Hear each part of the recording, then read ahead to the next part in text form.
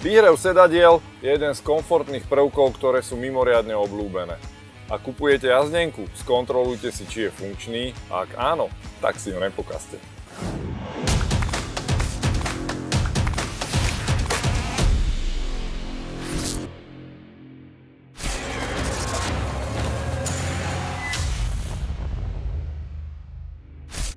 Jedným z najžiadanejších prvkov súčasných aut, čo sa týka komfortnej výbavy, je vyhrievanie sedadiel.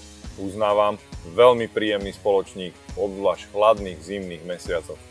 Ak kupujete jazdené auto, nájdite si tú malú chvíľu na to, aby ste si výhrev vyskúšali. Nie je to nič zložité, stlačíte gombík, posaďte si minútku, možno dve a budete cítiť, či teplo z opierky a zo sedáku cítite. Ak nie, môže to značiť problém s výhrevom sedadiel.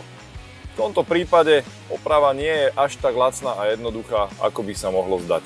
V prípade, že bude poškodené výhrevné teleso, špirála a dečka, je potrebné odčalúniť sedadlo. Ak sú poťahy lepené, je to o to drahšie. Ak už teda výhrev ide, tak si ho nepokazte. Pýtate sa, čo na to môžem pokaziť? Stlačím gombík a sedadlo hreje. No, áno, ale častou chybou a dôvodom, prečo sa výhrev sedadla pokazí, sme my sami, užívateľia. Pri nakladaní predmetov do auta, detí, rôznych batožín, prípadne sa nahnem pre niečo v interiéri, okuliare, servítku, kľúče, si klaknem kolenom na sedadlo. Toto je obrovský problém pre výhrev sedadiel. Špirála, ktorá je natiahnutá v sedadle a pôsobí ako výhrevné teleso, je v podstate veľmi jednoduchý tenký drôtik. Ak vy klaknete na sedadlo kolenom a celou váhou zaťažíte sedaciu plochu na jednom mieste, vyviniete extrémne veľký tlak a pnutie, ktoré neraz spôsobí to, že sa výhrevný drátik roztrhne. V tom prípade ste práve znefunkčnili, čiže pokazili váš výhrev sedadiel. Takže myslíte na to, že ak nakladáte do interiéru nejaké väčšie predmety alebo sa pre niečo načahujete, nikdy si neklaknite na sedadlo ani na spolujazca, ani na šoféra a ak je výhrev, tak ani vzadu. Predídete tým zbytočným problémom.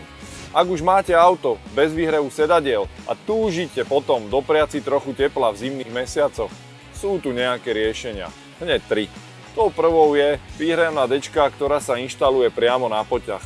Nie je to veľmi estetické riešenie ani komfortné, ale kto chce teplo, možno s tým bude vedieť žiť. Druhou možnosťou je, že výhrev sedadiel sa dá aj doinštalovať.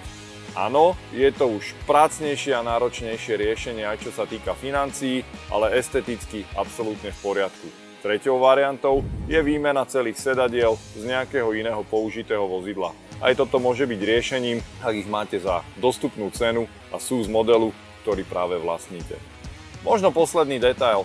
Ak kupujete auto s výhrevom sedadiel a chcete mať rýchly nábeh tepla, myslíte na to, že koža nie je v tomto prípade moc dobrý spoločník. V zimných mesiacoch vie byť extrémne studená a výhrev sedadiel môže trvať aj niekoľko minút. Naproti tomu látka pustí to teplo okamžite. V priebehu 30 sekúnd, možno minúty, cítite príjemné teplo aj na chrbtovej, aj na sedacej časti.